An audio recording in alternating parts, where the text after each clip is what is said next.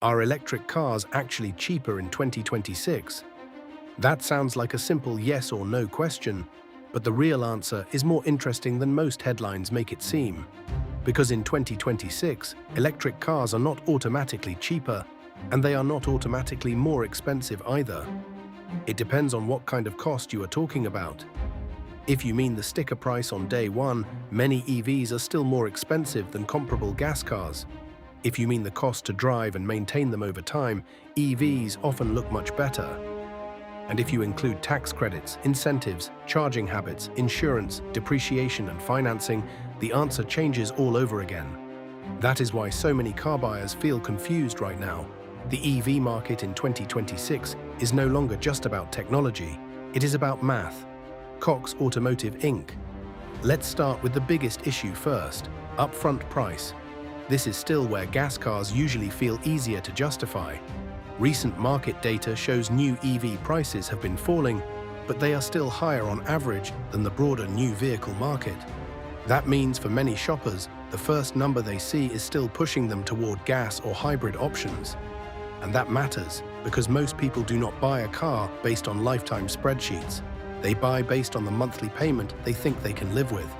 So even though EV prices have come down compared with earlier years, many buyers still look at the window sticker and think the answer is obvious. Gas looks cheaper. At first glance, they are often right. Car scoops. But that is where the conversation gets more complicated. In 2026, the purchase price is only the opening chapter.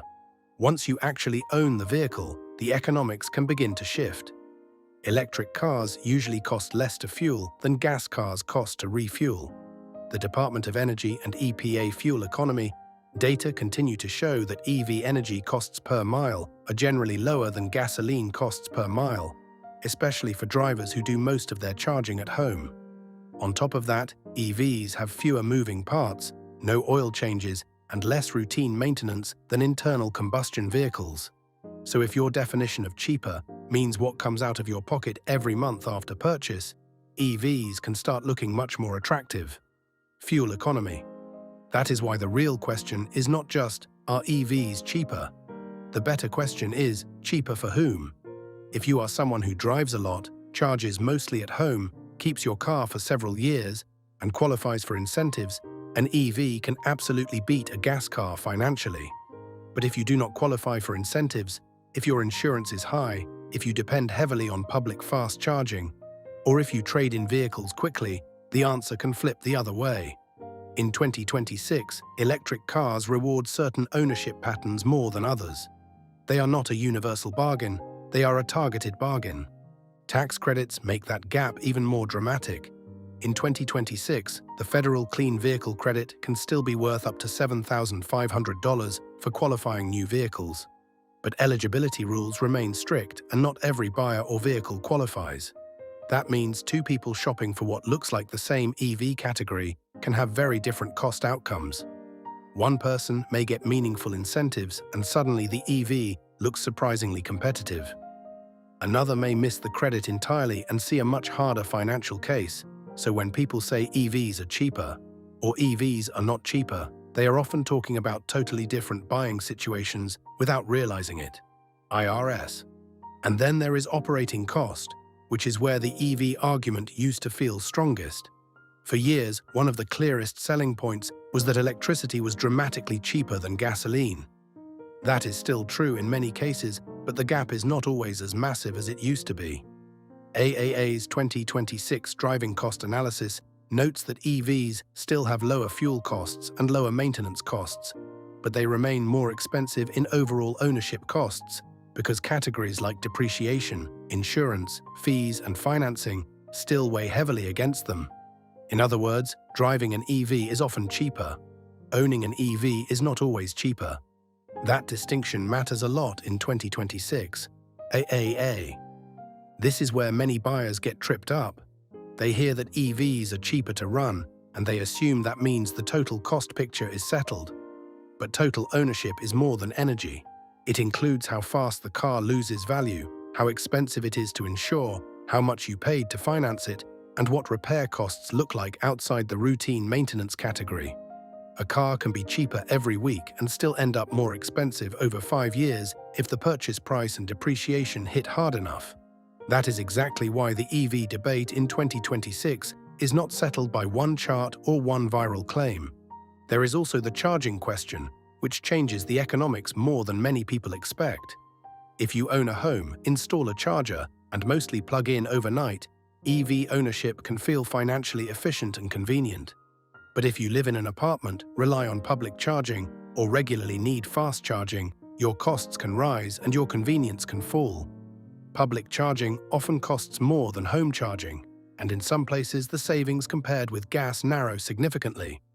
So the answer to whether an EV is cheaper may depend less on the vehicle itself and more on your lifestyle. The same car can look like a smart long-term buy in one household and an expensive headache in another. Fuel economy. Another thing happening in 2026 is that the EV market is maturing, which creates a strange middle phase. Prices are falling, incentives still exist for some buyers, and more competition is putting pressure on automakers. But that does not automatically mean the market has reached cost parity for everyone. We are in an in-between moment. EVs are no longer rare or futuristic, but they are also not yet the obvious cheapest option across the board. They are becoming more rational, more normal, and in many cases more financially competitive. But the savings still depend heavily on how you buy and how you drive. Car scoops. So are electric cars actually cheaper in 2026? The honest answer is this: they are often cheaper to operate, sometimes cheaper overall, and still not automatically the cheaper choice at the dealership. If you focus on energy and maintenance, EVs usually have a real advantage. If you focus on upfront cost and total ownership without incentives, gas cars can still come out ahead in many cases. And if you qualify for tax credits, charge at home, drive a lot, and plan to keep the car for years, the EV math starts looking much stronger.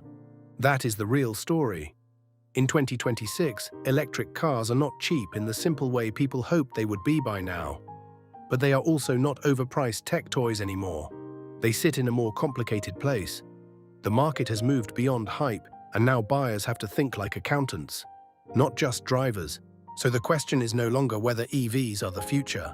The real question is whether an EV fits your version of the future. Your commute, your budget, your charging setup, your tax situation, your ownership timeline. Because in 2026, electric cars can absolutely be cheaper, just not for everyone. And that may be the most important thing buyers need to understand before they walk into a dealership. Compare one monthly payment to another and think they have already found the answer. The true cost of a car is never just the number on the sticker, and with EVs, that truth matters more than ever.